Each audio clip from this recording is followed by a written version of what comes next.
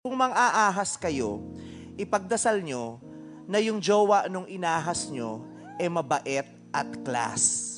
Dahil kung hindi, maghanda kayo sa sakit nung gante. Diba? Kasi nakapanakit ka eh. Ipagdasal mo na mabait yung niloko nyo para umiyak na lang tapos ipagpasa Diyos ang lahat. Paano kung hindi mabait? Paano kung katulad ko? Sasaktan talaga kita. Sasabunutan kita hanggat hindi ako makakakuha ng sapat na hibla para gawing bagong wig. Talaga, oo. Talaga, hindi. Diba? Hindi lahat pare-parehong mabait. Hindi ako mabait. Kaya, yung babae, sasaktan ko.